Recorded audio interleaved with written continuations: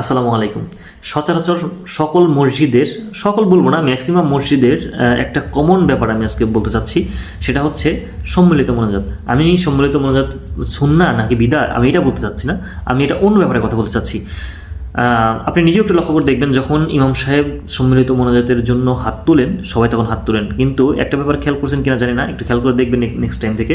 সেটা হচ্ছে ফরজ নামাজের পর রাসূলুল্লাহ সাল্লাল্লাহু আলাইহি সাল্লামের সুন্নাহ মোতাবেক অনেকগুলো জিকির আজকার আছেন, যেগুলোর মধ্যে মানুষ অন্যগুলো করুক বা না করুক, সুবহানাল্লাহ 33 বার, আলহামদুলিল্লাহ 33 বার, আল্লাহু আকবার 33 বার, লা ইলাহা ইল্লাল্লাহু ওয়াহদাহু লা শারীকা লাহু, এই দোয়াটা একবার। এটা দিয়ে 100 বার পড়লে তার যদি সমুদ্রের ফেনা পরিমাণও তার পাপ হয়ে থাকে, আল্লাহ তাহলে তাকে মাফ করে দেন। সুবহানাল্লাহি ওয়া বিহামদিহি। এত বড় এই ছোট্ট একটা আমলে এত বড় একটা ফজিলত, তো এইটা কিন্তু সচরাচর সবাই করে, সব মসজিদে, সব মানে আমি যতটুকু দেখছি, মানে ছোট বড় সবাই করে, এই আমলটা করে, অন্য কিছু না করুক এই আমলটা করে।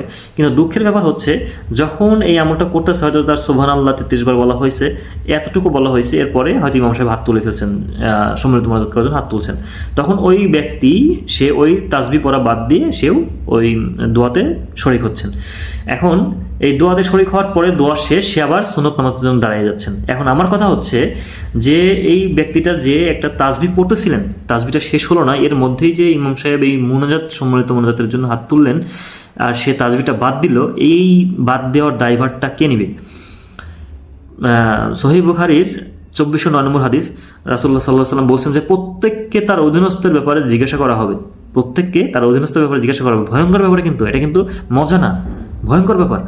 আপনাকে আপনার অধীনস্থের ব্যাপারে জিজ্ঞাসা করা হবে, আপনার ইমাম সাহেবকে, আপনার মসজিদের অন্যান্য যারা নামাজ পড়তে আসে এদের সম্পর্কে জিজ্ঞাসা করা হবে, যে তাহলে আপনি জিজ্ঞাসা করা হবে, এই তাসবিহ যে পড়তে পারতেছে না, তাহলে কি ইমাম সাহেবের উচিত না যে সম্মিলিত মোনাজাত করুক, কিন্তু আপাতত 5টা মিনিট টাইম দিক, 4-5টা মিনিট টাইম দিলে তো হয়ে যায়, 3 মিনিট, আমার ধারণা 3 মিনিটের মধ্যে হয়ে যায়।